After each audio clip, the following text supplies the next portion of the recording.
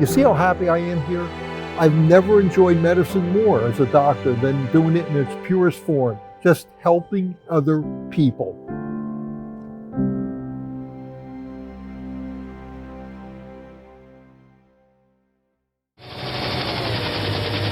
It's dawn, and Alpha Troop 19 is commuting to war. When I was sent to Vietnam in the fall of '68, I was stationed in the jungle with a helicopter unit because I was the lowest echelon of doctor. American soldiers hiking their way through the sweaty jungles of South Vietnam. It was one of the most positive things I've ever done in my life. And the reason is I found an orphanage down the road from where I was stationed. The corpsman and I, we'd go every afternoon. We were taking care of basically 1,006 children with about 50 Buddhist nuns and priests running it. And one of the Buddhist nuns was a trained nurse from Saigon who spoke English. So it was perfect. She could tell me what they needed. That's Miss Lynn, my translator and nurse. This is Ballinger, my corpsman that went every day because he wanted to be a doctor eventually. And this was my favorite picture. These are some of my kids. This one I named Scabby because he always had crust on his head from infection. So we had nicknames for him. He was Scabby. This was a beautiful 12-year-old girl with tuberculosis.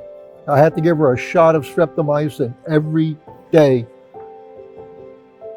The reason that was such a monumental decision in my life is because most of what I was seeing was infections. I was seeing leprosy, trachoma. I have a picture of me doing a spinal tap in one of these huts, diagnosing meningitis and having the child flown to one of our field hospitals. I had an epidemic of smallpox. And so after finishing that year in Vietnam, when I came back to do further training, I wanted to be an infectious disease doctor, which is what I am now. It was a brand new specialty, very few people going into it, but I knew that's what I wanted, and that was because of that interest generated by treating those children with those rare infections in Vietnam.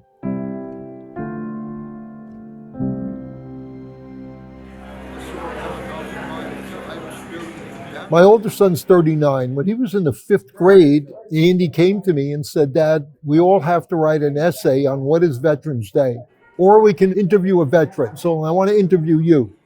Being a typical 5th grader, his first question was, "How many bad guys did you shoot in Vietnam?" And I said, "None, only with penicillin." And I said to him, Andrew, I came away with 3 very important lessons, and that's why volunteering in Vietnam, I think, was one of the best decisions I ever made. He said, "What were they?" I said, "Well, first of all, I came back with a love and respect for my country. I never appreciated how good we had it here till I was in Vietnam for a year. As soon as I came back, I put a flag at the end of my property, and it's always been there ever since." The second thing I came back with, a real respect for Asian culture, Andrew. And the third thing I came away with, I said, was my specialty, a love of infectious disease. Ladies and gentlemen, please join us in honoring our country. So he wrote all this down. And you know what he wrote at the end?